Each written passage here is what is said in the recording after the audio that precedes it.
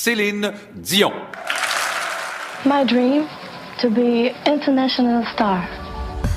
Could it happen again? Could Celine Dion happen again? I'm Thomas Leblanc, and Celine Understood is a 4-part series from CBC Podcasts and CBC News, where I piece together the surprising circumstances that helped manufacture Celine Dion, the pop icon. Celine Understood, available wherever you get your podcasts. Frequency Podcast Network. Stories that matter, podcasts that resonate. Our story today begins with a young Canadian Olympic snowboarder. A natural enough place to start. From there, it stretches across all of North America.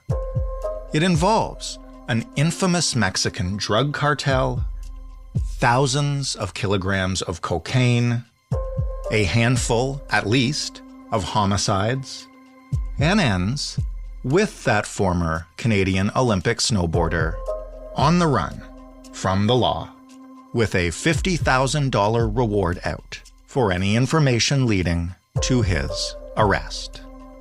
Just how did this all happen? That's what we're trying to piece together today.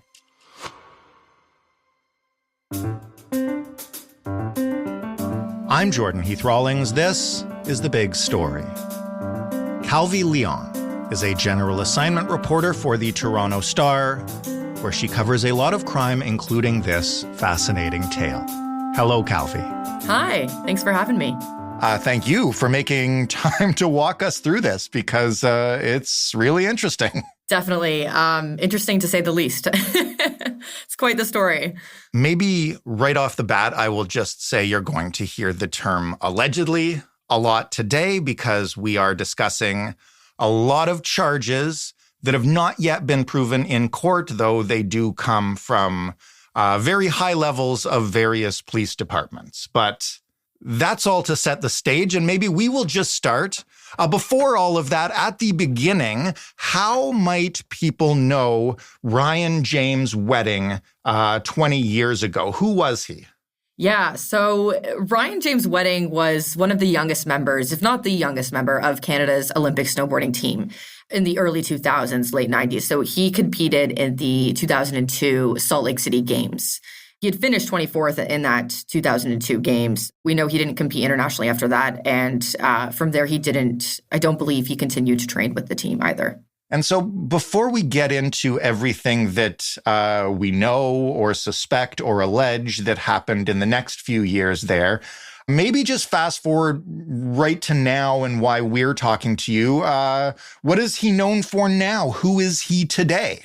So today, Ryan James Wedding is known around the world at this point as a drug kingpin. He is accused of running a massive drug trafficking operation that U.S. authorities say operated since as early as 2011, and that has allegedly smuggled hundreds of kilograms of cocaine into Canada from Colombia through Mexico through Southern California into Canada. Okay, so I have to ask you, how did you and you folks at the Star get wind of this story?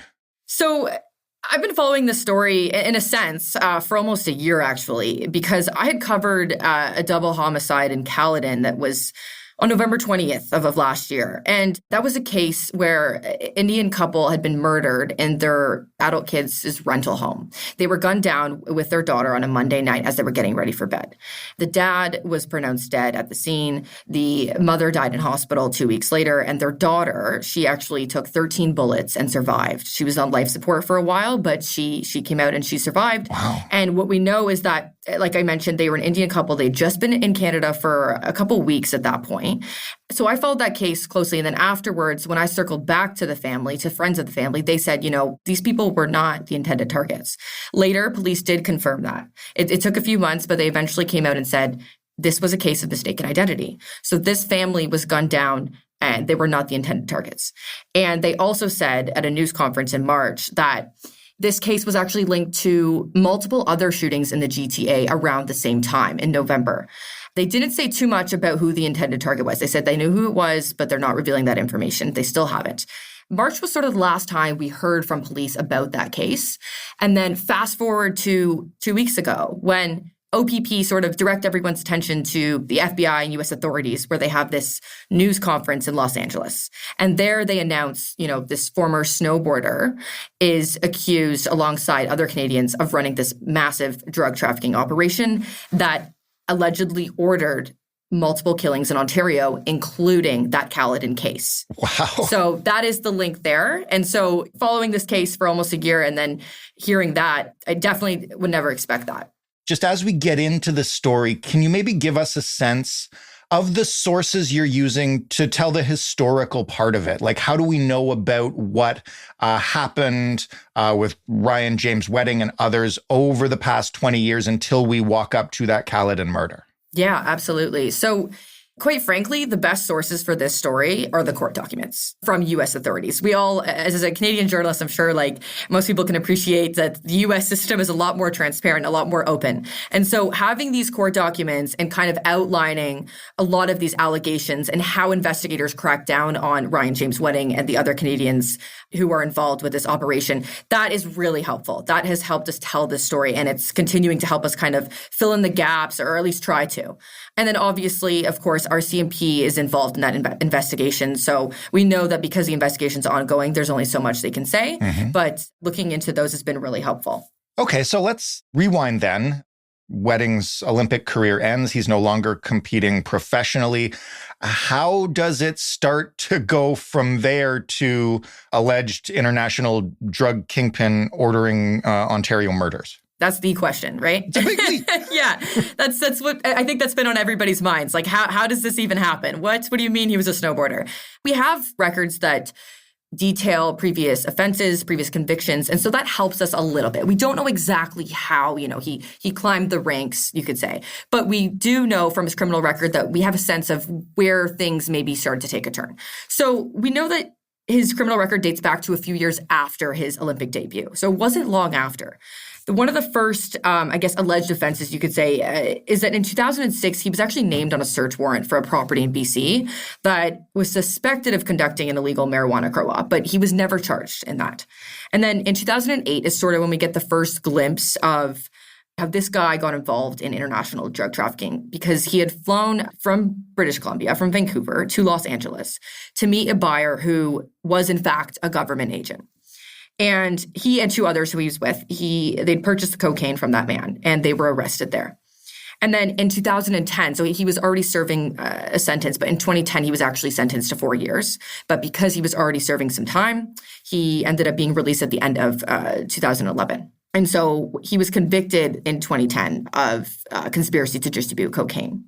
And at that time, I gather from court documents or local reports of the case, he sort of made the case for himself and what he was doing with his life, right? Can you explain a little? Because that to me is one of the links from the previous life to what it would become. Yes, exactly. So at that sentencing, we know from court docs, from the transcript of that sentencing, that he made many remarks there to the judge, to the court. And some of the things that he spoke about was the fact that he was an athlete, that he had mentored young kids, that he volunteered his time, that he was going down the wrong path. And he actually said, I knew this was wrong and I did it anyway. That was one of the things that really stuck out to me. And another thing he spoke about was he talked about his time in prison. And he said, I've heard firsthand what drugs does to people, how it ruins people's lives. And I don't want to be part of that, is what he told the judge. He also asked, he asked the judge for a second chance. He said, I'm an athlete and in snowboarding, we're taught, and what I do, we're taught not to ask for a second chance, but here I am asking for one. In a way, it's like foreshadowing, actually, right. You could say. Just kind of him talking about not wanting to be involved with that. And now here he is, the face of this large organization. And so shortly after that, he is declared time served and released. And what happens then? So we don't know exactly if or when he went back to Canada, but we know that a few years after that, so in 2015, he was named as part of a large investigation called Project Harrington. And that was by the RCMP, and it was into drug trafficking. And that probe uncovered several plots to smuggle drugs into Canada. And there was a warrant for Wedding's arrest, but it's unclear if he was ever actually arrested. And we didn't really hear about Wedding until this indictment that was announced 2 weeks ago. Céline Dion. My dream to be international star. Could it happen again? Could Celine Dion happen again? I'm Thomas Leblanc, and Celine Understood is a 4-part series from CBC Podcasts and CBC News, where I piece together the surprising circumstances that helped manufacture Celine Dion, the pop icon. Celine Understood, available wherever you get your podcasts.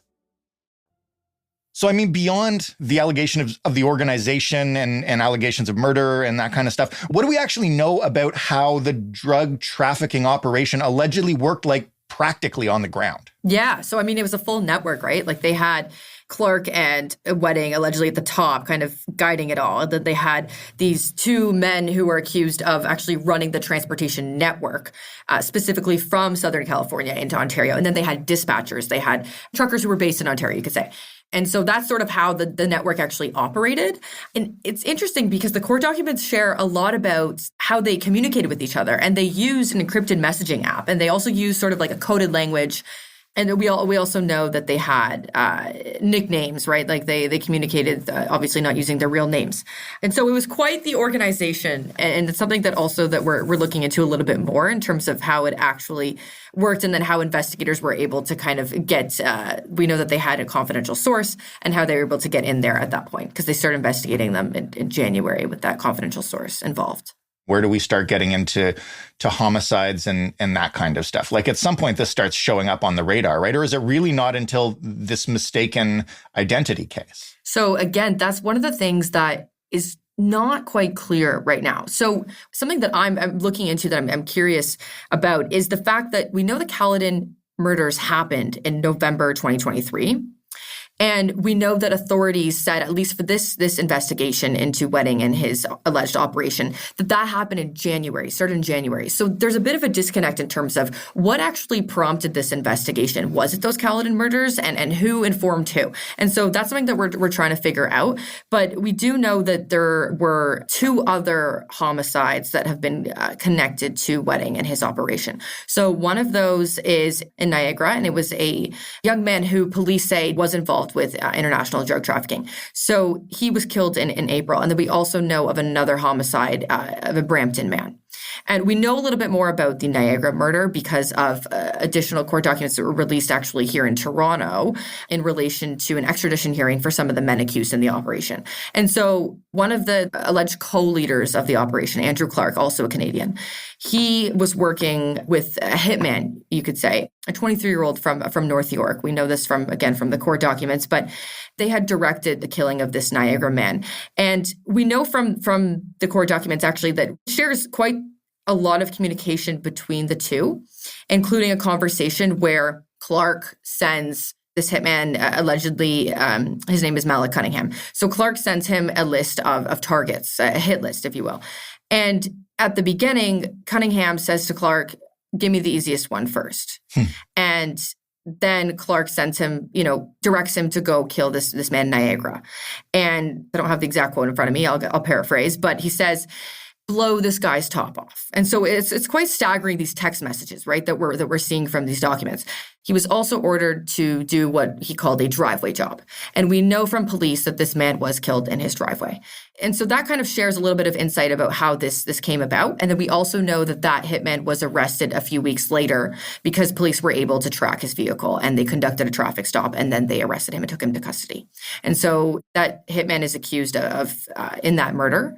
And Clark, the co-leader of the operation, is accused of directing it alongside, others who were involved in the operation. It's all connected.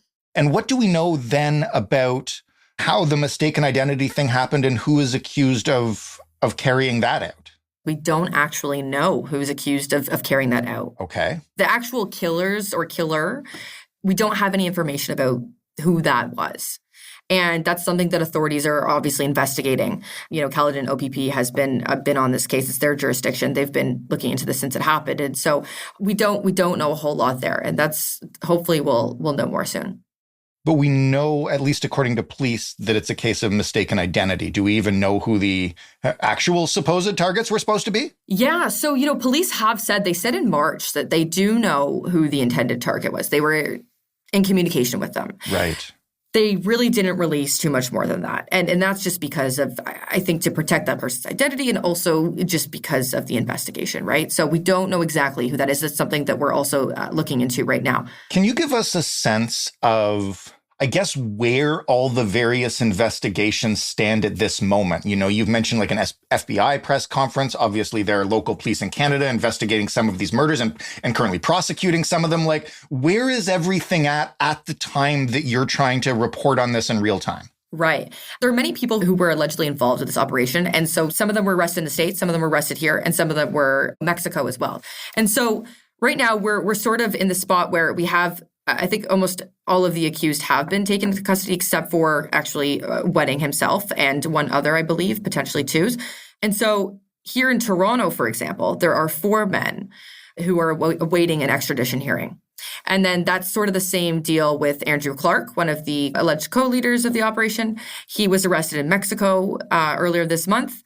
And Wedding was believed to have been living in Mexico. We don't know exactly if he was with Andrew Clark or not, but they were both living in Mexico under the protection, actually, of a cartel they were working with, the Sinaloa cartel. That is, if I'm not mistaken, and I am a lay person here, that's a big drug cartel, like a very notorious Mexican drug cartel. Exactly. Like RCMP has said that they're working with Mexican cartels, and we do know from the FBI that it is that notorious cartel, which is very well known, like you say.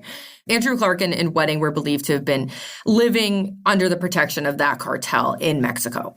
Andrew Clark was arrested in Mexico earlier this month. Wedding is still at large. There's a $50,000 reward out for information leading to his arrest.